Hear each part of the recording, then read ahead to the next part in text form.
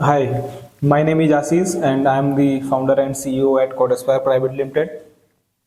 आज जो है मैं आपके सामने कुछ एक नया टॉपिक लेके आया हूँ जो कि हम लोग आज चर्चा करेंगे और आज मैं आपको बताऊंगा जो हम लोग ने जिस डोमेन में काम किया है उस डोमेन मतलब जो भी आज का टॉपिक है उस डोमेन के अंदर में क्या क्या चैलेंजेस होते हैं, उसका क्या क्या कितना ग्रोथ हो सकता है, इस तरीके से जो है उसका पूरा एक डीप एनालिसिस मैं आपके सामने आज रखूंगा। तो हम लोग आज चर्चा करते हैं। जो आज का हमारा टॉपिक है वो है वेब3 डोमेन का जो है मार्केट कैप हम लोग समझेंगे। वेब3 डोमेन क्या होता है, वेब3 टेक्नोलॉजीज क्या होती हैं, कैसे काम करती हैं, इस सब चीज़ों को हम लोग एक डिटेल में आज समझने वाले हैं। तो आइए हम लोग आगे बढ़ते हैं। तो सबसे पहले हम लोग समझते हैं वेब3 क्या है। तो वेब3 क्या है कि एक बेसिकली हमारा ब्लॉकचेन बेस्ड जो है टेक्नोलॉजी है, ठीक है, जो कि ब्लॉकचेन पे काम करती है और इसमें बहुत सारे डोमेन्स होते हैं।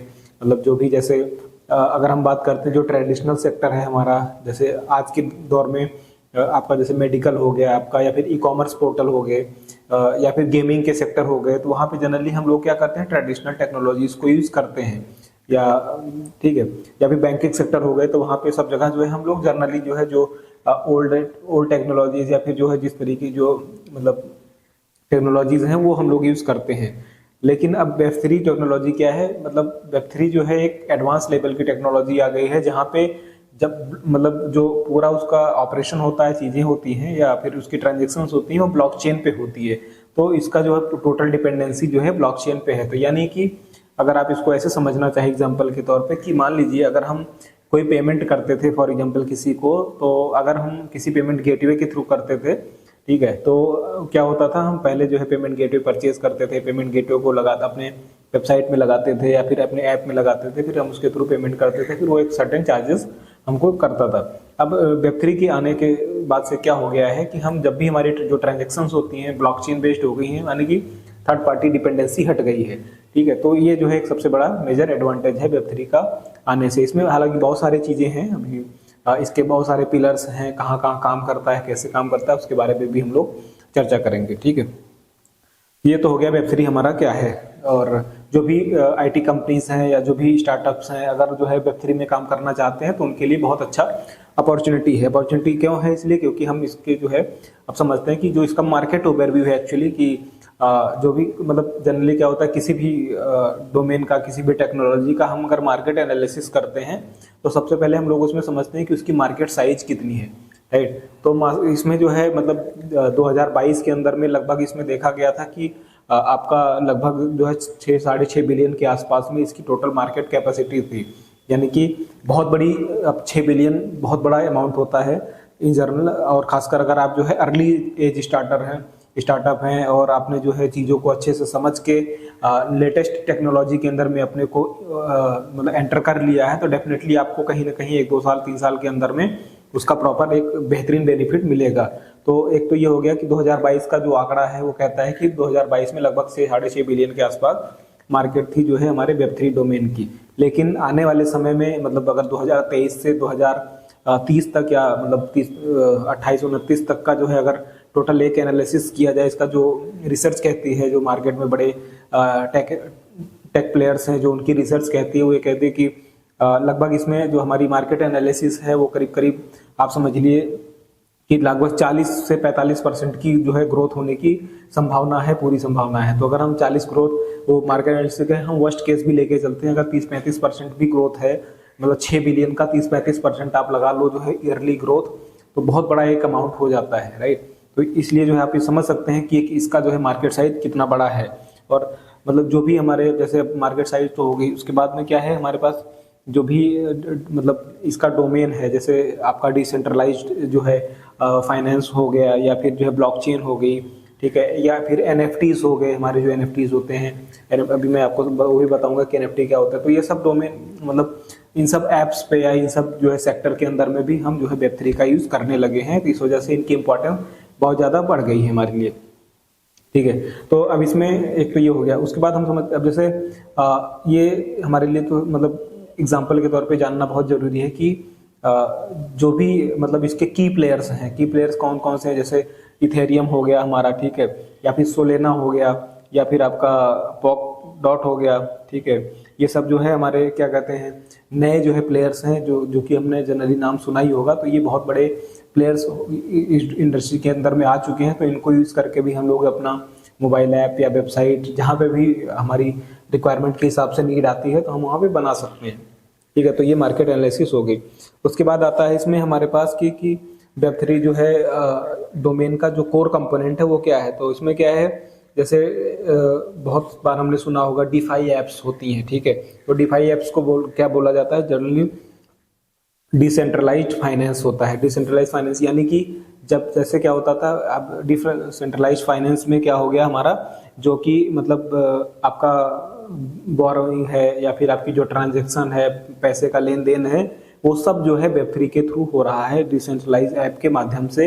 इससे क्या होता है कि हमारी जो थर्ड पार्टी डिपेंडेंसी हुआ करती थी वो हमारी डिपेंडेंसी अब मतलब किसी और पे नहीं रहेगी। हम सीधा ब्लॉकचेन के थ्रू ही पेमेंट कर सकते हैं, ठीक है।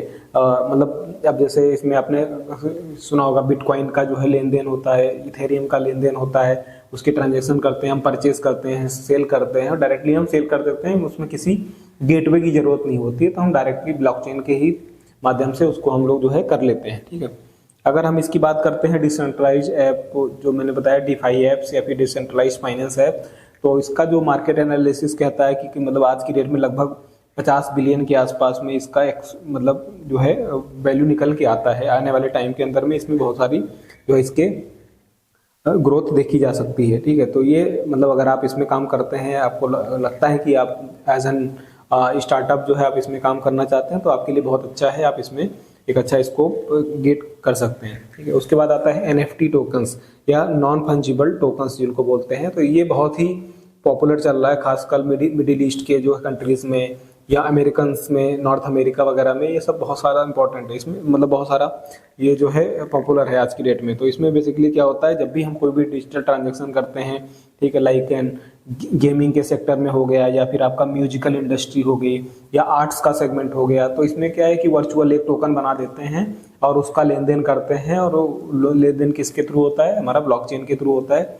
ब्लॉकचेन की टेक्नोलॉजी के थ्रू होता है। और वहाँ पे फिर हम जब भी उसको अपना अमाउंट, फॉर एग्जांपल हमने मतलब इसको समझने के लिए ऐसे समझते हैं कि आपने एक मोबाइल ऐप बनाई है, उस मोबाइल ऐप में आपने क्या किया है, कुछ एक चीज़ें जो है बेच रहे हो, आप परचेज कर रहे हो, ठीक है। सेल और मतलब परचेज दोनों हो रही है। सेल और परचेज करने वाला सब कुछ जो है वर्चुअल है, लेकिन लास्ट में जो आपको जो एक अमाउंट मिलता है वो चीज़ आप जो है क्या करते हो, विड्रॉ कर देते हो अपने अकाउंट में, डायरेक्टली कन्वर्ट कर सकते हैं। तो ये इस तरीके की जो ट्रांजेक्शन्स होती हैं NFTs हम उसको बोलते हैं, ठीक है। NFT की जो मार्केट साइज है वो करीब करीब 2022 के अंदर में जो आंकी गई है, लगभग आपका 22 साढ़े 22 बिलियन के आसपास में जो है इसकी मार्केट मतलब मार्केट में इसकी अच्छी पकड़ थी। तो आप समझ सकते हैं 22 जो है बिलियन अगर 2022 में रही होगी तो आज की डेट में वो कितनी होगी और आने वाले टाइम में कितना हो सकता है। तो आज की डेट में लगभग ऐसे मान के चलो 35 से 40 बिलियन के आसपास की मार्केट कैपेसिटी है। तो ये भी NFT मार्केट अपने आप में बहुत बड़ा डोमेन है। तो यहाँ पे भी हमको अच्छी ग्रोथ मिल सकती है अगर हम चाहते हैं कि इस डोमेन में भी हम काम कर सकें। ब्लॉकचेन गेमिंग आपने अक्सर सुना होगा, अब तो बहुत सारे एडवांस गेम आ गए हैं, ठीक है। तो जैसे एक्स इन फ्लाई हो गया, गोडल चेन हो गया, दी सैंडबॉक्स हो गया, इस तरीके के जो गेम्स हैं वो हमारा ब्लॉकचेन गेमिंग बेस पे डिपेंडेंट है। तो जब भी हम मतलब Web3 टेक्नोलॉजी को यूज करते हैं तो ब्लॉकचेन के हिसाब से मतलब गेमिंग के सेक्टर में भी हम लोग इसका यूज कर पा रहे हैं, ठीक है। तो अब उसके बाद आता है कि डिसेंट्रलाइज्ड एप्स, बहुत सुना होगा डी एप्स, जनरली इसको शॉर्ट फॉर्म में बोलते हैं D apps. D apps basically क्या होती हैं कि जैसे जो हमारी मतलब बैंकिंग सेक्टर की एप्स हैं, या फिर जैसे आपका इथेरियम हो गया, या फिर आपका सोलेना हो गया, या कि आपका पॉकडॉट हो गया, ठीक है। इस तरीके की जो एप्स हैं वो हमारे डिसेंट्रलाइज्ड ऐप हैं। हम डायरेक्टली उनको यूज करके अपने सिस्टम में Web3 को इंटीग्रेट कर सकते हैं। तो इस तरीके का जो है ये मतलब कुछ हमारा जो है कोर कंपोनेंट था जहाँ पे हमने Web3 को यूज कर रहे हैं और आने वाले टाइम में इसका भी अच्छा खासा जो है ग्रोथ मिलने वाला है, ठीक है। उसके बाद हम लोग समझते हैं नेक्स्ट क्या है, इमर्जिंग ट्रेंड्स आप इन Web3 डोमेन। तो जो मतलब जैसे कहाँ कहाँ पे इसका सबसे ज़्यादा जो है ट्रेंड हो रहा है आज की डेट में, तो सबसे बड़ा जो मेजर ट्रेंड है इसका जो है मेटावर्स के अंदर में है। यानी कि मेटावर्स हमने सुना है, मतलब आपको पता है कि आज की डेट में जो है फेसबुक और आपका माइक्रोसॉफ्ट जैसी बड़ी कंपनियां मेटावर्स पे कितना फोकस कर रही हैं। तो वहाँ पे सब कुछ जो है आपका AI based, blockchain based, Web3 based पे ही डिपेंडेंट है सब कुछ। तो अगर आप उस डोमेन में भी आपको अपने आप को एनालिसिस करते हैं बीइंग एन स्टार्टअप, कि आप चाहते हो कि बड़े से टेक्नोलॉजी पे काम किया जा सके, ठीक है, वो मतलब वो कैसे काम होता है वो तो बात की चीज़ है, लेकिन अभी क्या होता है कैसे होता है वो चीज़ हमको अगर समझ में आती है तो कैसे करना है वो भी हमें समझ में आ जाएगा। तो आने वाले वीडियो में मैं इस बात पे भी चर्चा करूंगा, जो हमारी समझ है, जो हमारी टीम की समझ है, उसके हिसाब से मैं आपको एनालिसिस करके R&D करके चीज़ों को बताने की कोशिश करूंगा, ठीक है। तो उसके बाद आता है डिसेंट्रलाइज आइडेंटिटी, जिसको हम शॉर्ट फॉर्म में बोलते हैं DID, ठीक है। ये क्या होता है कि मतलब जो कस्टमर्स है, जो भी यहाँ पे प्रोसेसिंग होती है, यहाँ सब क्या होता है, मतलब एक सिक्योरिटी और प्राइवेसी को जो है ध्यान में रखते हुए इसका जो है यूज किया जाता है, ठीक है। उसके बाद आता है इसकी सस्टेनेबिलिटी में बेसिकली हम क्या करते हैं कि हम एक ऐसा सिस्टम प्रोवाइड करते हैं, इको फ्रेंडली ऐसा सिस्टम बनाते हैं जहाँ पे हमारी चीज़ें क्या कहते हैं आपका सिक्योर हों, और साथ के साथ में जो है प्रूफ ऑफ स्टैक्स हों, जहाँ पे हर मतलब लेवल पे हम लोग अपने ऐप को स्केल कर सकें, वहाँ पे उसकी सस्टेनेबिलिटी जो है मेजर की जा सकती है, ठीक है। उसके बाद AI एंड Web3 इंटीग्रेशन, हमेशा जैसे AI क्या है, आर्टिफिशियल इंटेलिजेंस में हमेशा जो हम लोग क्या कर रहे हैं, एडवांस चीज़ों को यूज़ कर रहे हैं। तो मतलब AI के साथ साथ में अगर आपने Web3 को इंटीग्रेट कर दिया तो इसमें जो सोने पे सुहागा वाली बात है, तो हमारा मतलब ये बहुत ही अच्छा जो है, मतलब कोई भी अगर आपने प्रोडक्ट बनाया है तो वहाँ पे अच्छी चीज़ें निकल के आ सकती हैं, ठीक है। ये तो रही हमारी कुछ अच्छी चीज़ें। अब क्या है कि मतलब अच्छी चीज़ें तो है ही हैं साथ के साथ, लेकिन यहाँ पे कुछ चैलेंजेस भी रहते हैं, राइट। तो हम उसको समझते हैं। तो मतलब चैलेंजेस क्या है कि एक क्या है इसमें जो लाइसेंस की रेगुलरिटी नहीं है, यानी अनसर्टेनिटी ऑफ रेगुलेटरी, जो भी हम हमारे जो है गवर्नमेंट के लाइसेंस हैं, तो हर कंट्रीज़ का एक तो जो है एक्सेप्टेंस नहीं है इसमें, ठीक है। और अपने लोकल जो है टैक्स पेयर्स के लिए इसमें कोई विशेष रूल नहीं है हर जगह, तो इस तरीके से अनसर्टेनिटी बनी हुई है इसमें। तो ये एक सबसे बड़ा चैलेंज है कंट्री वाइज अगर हम बात करते हैं तो।